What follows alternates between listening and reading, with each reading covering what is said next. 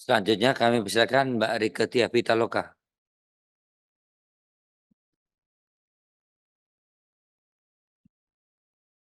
Assalamualaikum warahmatullahi wabarakatuh. Salam sejahtera untuk kita semua. Om Swastiastu, Namo Buddhaya, Salam Kebajikan Rahayu. Yang kami hormati pimpinan dan anggota Komisi 6 DPR RI, yang kami hormati Direktur Utama PT PLN yang diwakili saat ini oleh Direktur Distribusi, kemudian Direktur Utama PT Land Industri, Direktur Utama PT Dana Reksa. Untuk Dana Reksa, saya no comment, karena dari awal saya melihat Dana Reksa harusnya lebih fokus pada penyehatan BUMN yang dititipkan dan wilayah kerjanya terlalu banyak multisektor. Kemudian untuk PT Land Industri, seperti yang saya sampaikan, saya memberikan dukungan penuh untuk penguatan industri pertahanan, khususnya yang ada dalam wilayah otoritas PT Land Industri begitu. Malah saya mengatakan ini PMN-nya kurang, ya, karena peluru saja kita masih import. Ya, andai kata PT Land ini kuat, peluru kita tidak perlu import. Berapa Pak total peluru yang diimport setiap tahun kira-kira? Kapasitas produksi kami itu 400 juta butir per tahun. Nah, sementara backlog yang harus kita penuhi itu sekitar 1 sampai 1,5 miliar butir per tahun. Jadi cukup banyak. Jadi impornya berapa? Hampir 1 miliar per tahun. Termasuk dari Serbia ya Pak ya? Iya, termasuk dari Serbia. Dan Kroasia? Negara-negara situ, Bu. Ya, negara-negara situ yang begitu aja bisa ya Pak ya. Industri pertahanannya luar biasa. Saya hanya mengingatkan saja, jangan lupa kalau saya tidak salah ada peraturan perundang-undangan ketika ada importasi peralatan pertahanan begitu, itu kalau saya tidak salah ada aturan untuk technical know-how ya, untuk alih teknologinya. Semoga itu bisa lebih ditindaklanjuti karena supaya PT LAN lebih kuat dalam teknologinya. Saya masuk ke PLN saja. Saya ingin bertanya, izin pimpinan, berapa Bapak jumlah desa sesungguhnya yang belum terlistriki, Pak? Pak Direktur. Benar ya, Direktur. 6.500 desa. Saya membaca di tirto.id pernyataan Ditjen Ketenagalistrikan 10 Juni 2024, Triwulan 1 2024, daerah yang belum berlistrik itu hanya 0,13% atau 112 desa kelurahan. Bapak tadi mengatakan kemarin kan termasuk yang Pak izin Pak. Kalau yang di Pak Dirjen itu kemarin termasuk yang non PLN. 112 desa. Ya, jadi kalau non PLN itu masuk rasio elektrifikasi nasional. Jadi yang sekarang di bridging dengan PLT SHE listrik dengan surya yang diberikan ke desa-desa. Itu 112 desa. Iya, itu termasuk yang dihitung rasio elektrifikasi. Iya, 112 desa. Ya. Kalau dari Bapak tadi berapa dari PLN? Yang PLN kalau misalkan itu nantinya kan diganti semua dengan PLN. Itu totalnya 6.500 desa. 6.500 Iya. desa. Baik Bapak, terima kasih.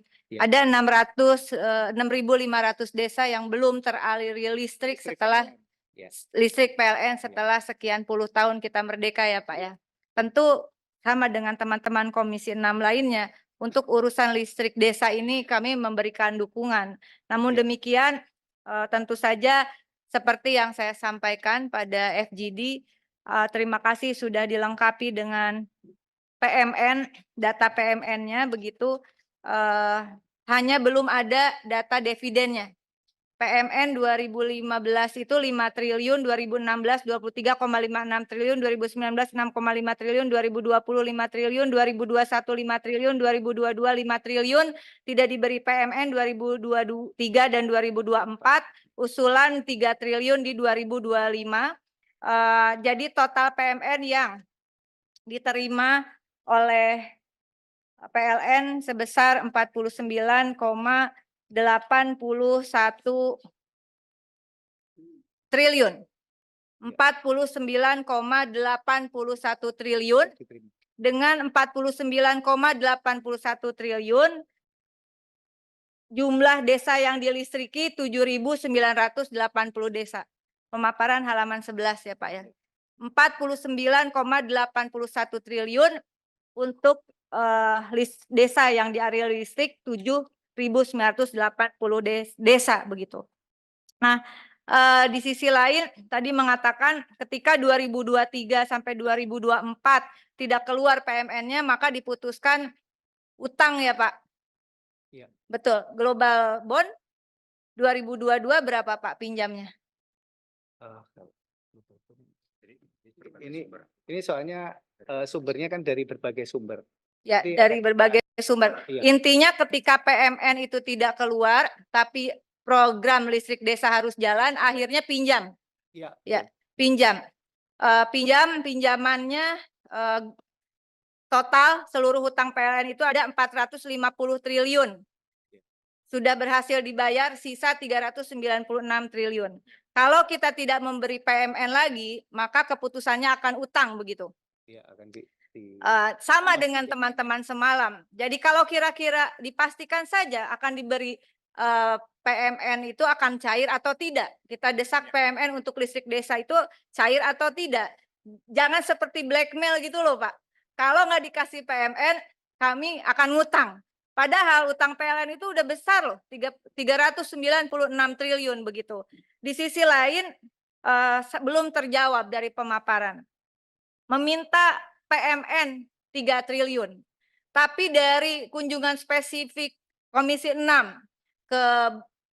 untuk kelistrikan IKN di Balikpapan dijelaskan bahwa 2023 sampai 2024 APLN atau anggaran PLN sudah habis 3 triliun untuk IKN. Sampai 2045 nanti dibutuhkan 45 triliun. Dan dikatakan itu akan dari APLN.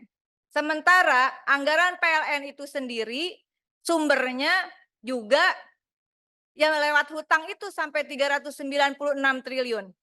Saya hanya mengingatkan Pak, prediksi sampai listrik di IKN 2045 45 triliun bukan hanya sekedar barangkali kita sudah tidak menjabat. Barangkali kita sudah sama-sama innalillahi Pak. Ya. Lalu ini akan dibebankan pada hutang, tambahan hutang yang luar biasa besar begitu. Saya agak bingung begitu di sisi lain minta 3 triliun, tapi untuk IKN sendiri pakai APLN menurut staf Bapak yang presentasi, Saudara Robert ya, dan itu dipaparkan pakai PPT, sudah diambil 3 triliun dari APLN. Padahal program listrik desa ini lebih dulu rencananya dari IKN. Jangan-jangan, ini asumsi saya mungkin bisa salah. Jangan-jangan yang seharusnya anggaran untuk listrik desa mesti dipindah dulu untuk IKN. Sampai hari ini permohonan saya untuk memperoleh jawaban diambil dari pos mana itu anggaran PLN untuk IKN. Dan bagaimana nanti returnnya? Bahkan sampai 45 triliun di tahun 2045 yang barangkali paling tidak saya mungkin sudah innalillahi itu Pak. Dari mana cara pengembaliannya?